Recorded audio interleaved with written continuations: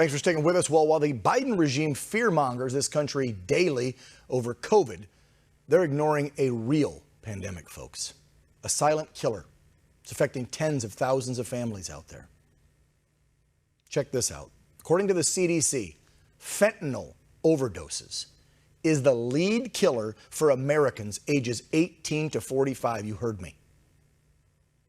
And even the CDC and other organizations in this country know what's happening. They're blaming it on the southern border crisis, which, who do we have to thank for that? Joe Biden. According to the Families Against Fentanyl, the death toll, it's greater than COVID. It's greater than car accidents, cancer, and even suicides. County Sheriff Rob Streck saying, quote, it didn't take the cartels long to figure out how to produce fentanyl in labs, and ever since then, it's been like a flood of illegal drugs that are being sent to the United States to poison our loved ones, kids, and friends. Biden's DEA administrator, Ann Milgram, even admitting a massive amount of fentanyl is coming through the southern border. Watch. Cartels will do anything to get drugs in every way you can imagine. Yes, we see it coming through the border. We see it coming through ports, through airplanes, through freight services, through parcel delivery services. What's this administration doing about it? A man who's been very vocal about the severity of this issue, especially among young people in our country, is Derek Maltz, the former director of the DEA's Special Operations Division. I want to welcome Derek back to the program to talk about this. This is probably one of the most serious topics we need to discuss openly in this country right now. Would you agree with that, Derek? Absolutely, Dan, and thanks for having me back. I really enjoy being on your show because you really understand the issue. But going back to something you said, I want to make something clear. Yes. Joe Biden also issued an executive order last week. He finally called this crisis a national emergency. So it's good that at least he said that. But what's a problem is it's a mixed message because everyone knows it's the Mexican cartels, but the border is still wide open. Right. So it doesn't make any sense. They don't even coordinate their press statements internally in the White House, Dan. No, it's DC double talk, Derek, as usual. Yep, we know it's a problem. It's huge. We're gonna get a handle on it.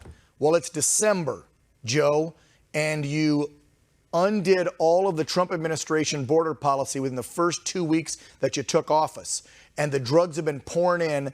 And again, these are not my numbers. I don't make them up. And you've seen them too, Derek. You still have all your contacts in the DEA. So, Dan, just to give you an idea, the DEA this year alone has seized 20 million pills that are fake coming from Mexico. Now, keep in mind, if you go on their analysis, that 40% of the pills that they analyze in the lab have a potentially lethal dose of fentanyl. Wow. Just the pills that they seized could have killed millions of people. That's not exaggerating. That's the facts. They also seized 15,000 pounds of fentanyl, okay, on top of the pills.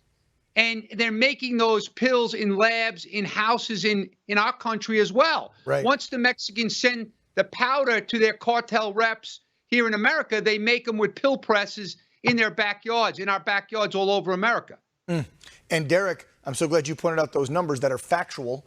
2 milligrams of fentanyl can kill. So if you have pure fentanyl, 1 kilogram can literally kill 500,000 people. So it's like a chemical weapon. China's behind it. It's an unrestricted warfare, destabilizing our country, using the Mexican cartels as a proxy. This is nothing that you can't figure out if you peel back the onion and you study what's happening. And China wants to destroy their adversary, and America is their adversary.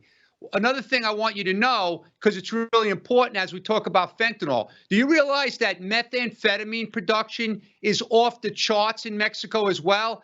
And those chemicals are also coming from China that produce methamphetamine. Just to give you an idea, with meth, like this week, they seized 3,000 pounds in Arizona in a tractor trailer and auto parts. Last month, they seized 17,500 pounds of meth. Dan, they have industrial-sized labs in Mexico. They're producing Mexican meth, very pure, like we've never seen. And then to make matters worse, they're mixing fentanyl in the methamphetamine as well. So it's not just the fake pills. And Derek, let's also add in and talk about these ridiculous almost 2 years now of lockdowns and how people have turned to drugs more because of depression and being locked down. These lockdowns aren't helping the cause, are they? Right, exactly. Social anxiety, isolation, kids wearing masks. They don't understand what's going on in this crazy country. So they're getting very depressed. So they're going to what they think are legitimate Xanax pills for anxiety. They may see that mommy and daddy are taking Xanax. They think it's a legitimate pill, which it is if you go to the pharmacy, right? But they're taking it off, Snapchat or Instagram, Facebook, and they're dying instantly. And these kids don't know any better. It's not like they're ordering fentanyl to die. Yeah. They're ordering these pills because they want to feel better because of this country's situation. Right, yeah. Dan, you're 100% right. So you add all that up, and then my final question to you is going to add one more thing to it. I hate to add insult to injury, but you got the border, you got the lockdowns and depression, and then you got social media. And social media, Derek, we have seen now from these dating apps like Kik and TikTok being so popular and Instagram and whatnot, where they're selling the drugs through the social media sites to teens and 20-something-year-olds, correct? And these are the ones that are being laced with fentanyl because these, again, are illegal drugs. This is not a Vicodin or, as you said, a Xanax you get from your doctor. This is off the streets, and they're using social media to push them. Right. So a good example is tomorrow is the 2-year anniversary of Alexandra Capilouto. I know the father very well, and I followed the story. The DEA in Los Angeles made the arrest of the subject last week. It was being, she came home for a break from Arizona State University on Christmas of 2 years ago, and the parents found her dead. Senior at Arizona State, beautiful young girl. So it's happening all the time. The one thing I will say that's very positive from my perspective, the new DEA administrator, who you pointed out before, she not only is talking and telling the public what's happening, but DEA is making all kinds of great seizures and arrests all over the country. So I'm very proud of what they're doing, CBP. It's just a shame that the White House is ignoring it, not providing the support. We still have the defund police movement around America. Violent crimes through the roof. Add that on top of it. I forgot the fourth issue right there, trying to defund cops. Derek, we're out of time, but just with a few seconds left, give parents your professional advice, because this seems to be a problem really rising with teens and 20-something-year-olds. Best advice is to talk to the kids. If they're not getting pills from a doctor or a legitimate pharmacy, they should never take a prescription pill from a friend or from a street dealer or on Snapchat, Instagram, Facebook, and talk to them about what they're doing on these social media sites. Yes. Because we think they're upstairs doing their homework.